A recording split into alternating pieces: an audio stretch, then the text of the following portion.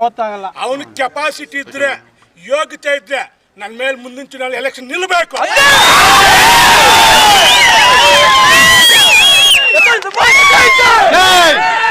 ಮುಂದಿನ ಎಲೆಕ್ಷನ್ ಅಲ್ಲಿ ಅದು ಬೈ ಎಲೆಕ್ಷನ್ ಬರಲಿ, ನೆಕ್ಸ್ಟ್ 2028 ಬರಲಿ, ಅವ್ನು ನಿಂತ್ರೆ ಅವ್ನು ಗಂಡಸು.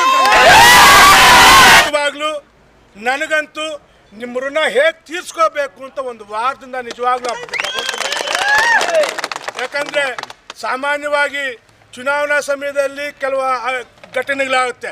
ಆದರೆ ಇಂಥ ಒಂದು ಕಷ್ಟ ಕಾಲದಲ್ಲಿ ತಾವು ನನ್ನ ಬೆನ್ನಿಗೆ ನಿಂತಿದ್ದು ನೋಡಿದ್ರೆ ನನ್ನ ಜೀವಮಾನದಲ್ಲೇ ನಿಮ್ಮನ್ನು ಮರೆಯೋಕ್ಕೆ ಸಾಧ್ಯ ಇಲ್ಲ. ನಿಜವಾಗ್ಲೂ ನಾನು ನೋಡ್ತಾ ಇದ್ದೆ ದಿನ ವಾಟ್ಸಪ್ಗಳಲ್ಲೂ ಅಲ್ಲಿ ಇಲ್ಲೂ ಮೀಡಿಯಾಗಳಲ್ಲಿ ಪ್ರತಿಯೊಬ್ಬರು ನಮ್ಮ ಅಣ್ಣನಿಗೆ ಇನ್ನು ಆಗಬಾರ್ದಾಗಿತ್ತು, ನಮ್ಮನ್ನು ಯಾರಿಗೂ ತೊಂದರೆ ಮಾಡಿರಲಿಲ್ಲ, ಹೀಗೆ ಹೆಂಗೆ ಮಾಡ್ದೆ ಇವನು ಅಂತ.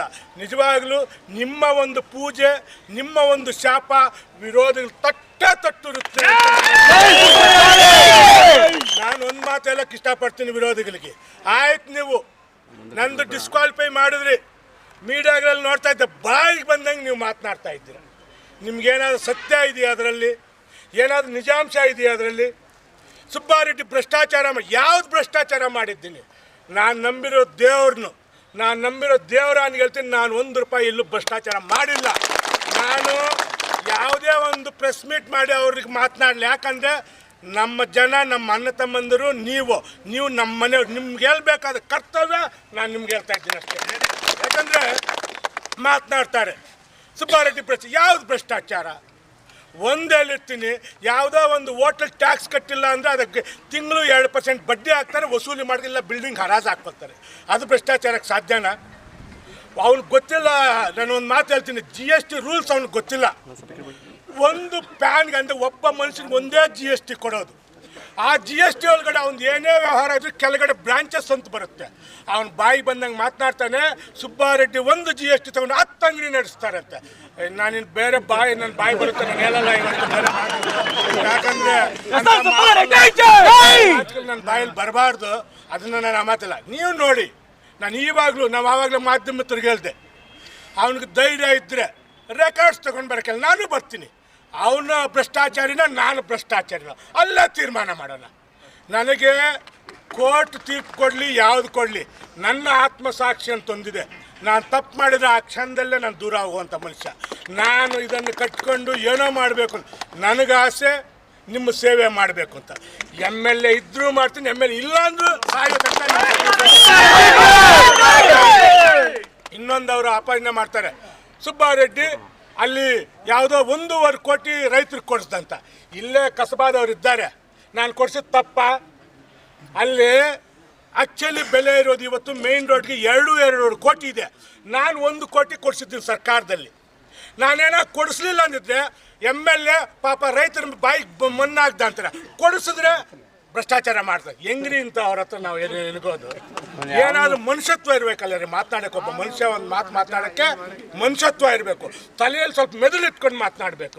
ಬಾಯಿಗೆ ಬಂದಿದ್ದಂದ್ರೆ ಮಾತಾಡೋಕೆ ಅವನೊಬ್ಬ ಜನಪ್ರತಿನಿಧಿ ಆಗಕ್ಕೆ ಸಾಧ್ಯನಾ? ನಾನು ಇವತ್ತು ನೀವೆಲ್ಲರೂ ಇದ್ದೀರಾ, ಅವನ ಕೆಪಾಸಿಟಿ ಇದ್ರೆ ಯೋಗ್ಯತೆ ಇದ್ರೆ ನನ್ನ ಮೇಲೆ ಮುಂದಿನ ಚುನಾವಣೆ ಎಲೆಕ್ಷನ್ ನಿಲ್ಲಬೇಕು.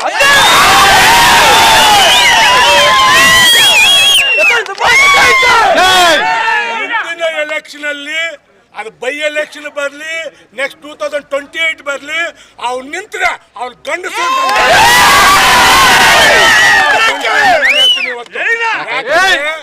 ಎಲ್ಲೋ ಕುತ್ಕೊಂಡು ಮಾತನಾಡೋದಲ್ಲ, ಜನರ ಮುಂದೆ ಬರಬೇಕು, ಜನರ ಅಭಿಪ್ರಾಯ ತಗೋಬೇಕು.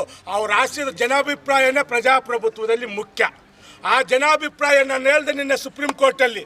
ಸ್ವಾಮಿ, ಆ ಜನ ಪಾರ್ಟಿ ನೋಡಿ ನಾನು ಗೆಲ್ಸಿಲ್ಲ, ಇಂಡಿಪೆಂಡೆಂಟ್ ಆಗಿದ್ದಾಗ 33,000 ಲೀಡ್ ಕೊಟ್ಟರು. ಸೆಕೆಂಡ್ ಟೈಮಲ್ಲಿ 16,000 ಲೀಡ್ ಕೊಟ್ಟರು. ಮೊನ್ನೆ 19,175 ಕೊಟ್ಟಿದ್ದಾರೆ. ಸ್ವಾಮಿ, ಜನ ಮೂರ್ಖರಲ್ಲ. ನಾನು ತಪ್ಪು ಮಾಡಿದರೆ ನನ್ನ ಮನೆ ಕಲಿಸ್ತಾ ಇದ್ರು. ನಾನು ಚೆನ್ನಾಗಿ ನಿಮ್ಮ ಒಂದು ಸೇವೆ ಮಾಡ್ತಾನೆ, ನಾನು ಕಂಟಿನ್ಯೂ ಮಾಡ್ಕೊಳ್ತಾ.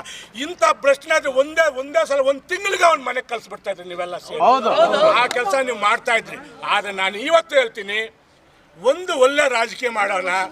ನಾನು ಸತ್ಯವಾಗ್ಲೂ ಹೇಳ್ತೀನಿ, ಭಗವಂತನ ಸಾಕ್ಷಿಯಾಗಿ ಹೇಳ್ತೀನಿ, ನಾನು ಈಗ ಮಾಡ್ತಾ ಇರೋದು ರಾಜಕೀಯ ಅಲ್ಲ, ನಾನು ಸೇವೆ, ಸರ್ವಿಸ್ ನಾನು ಮಾಡ್ತಾ ಇರೋದು. ನಾನೇ ಆದ್ರೆ ನಿಮ್ಮಂಥ ಕಚಡ ರಾಜಕೀಯ ಸ್ಟಾರ್ಟ್ ಮಾಡಿದ್ರೆ ನೀವು ಬಾಗೇಪಲ್ಲಿ ಹೆಜ್ಜೆ ಇಡೋಕ್ಕೆ ಸಾಧ್ಯ.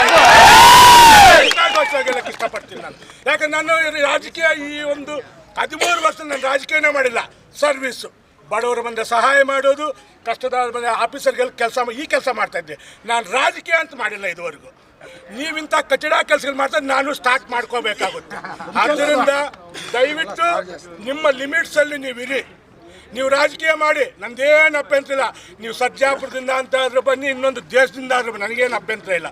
ಆದರೆ ಅದನ್ನು ಬಿಟ್ಟು ಈ ಬಾಯಿ ಬುಡ್ಕಂತಾರೆ ಅಲ್ಲಿ ಇಲ್ಲಿ ಮಾತನಾಡ್ತಾ ಇದೆ, ಇದು ಸರಿಯಾಗುವಂಥ ಕ್ರಮ ಅಲ್ಲ ಅಂತ ಹೇಳ್ಬಿಟ್ಟು ತಮಗೆಲ್ಲರಿಗೂ ಹೇಳಿ, ತಾವೊಂದು ವಿಶ್ವಾಸ ಪ್ರೀತಿ ಇಷ್ಟು ನನ್ನ ಮೇಲೆ ಇಟ್ಟಿದ್ದಕ್ಕೆ ಈ ಜನ್ಮದಲ್ಲ ಮುಂದಿನ ಜನ್ಮದಲ್ಲಿ ನಿಮ್ಮ ಋಣ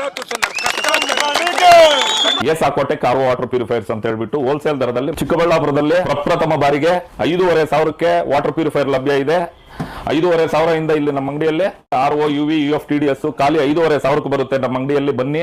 ನಮ್ಮ ಲೊಕೇಶನ್ ಬಂದು ಏಸಾಕೋಟೆಕ್ ಕೆನರಾ ಬ್ಯಾಂಕ್ ಆಪೋಸಿಟ್ ಅಲ್ಲಿ ಆಂಬೂರ್ ದಮ್ ಬಿರಿಯಾನಿ ಪಕ್ಕದ ರೋಡ್ ಅಲ್ಲಿ 2ನೇ ಅಂಗಡಿ ಬರುತ್ತೆ.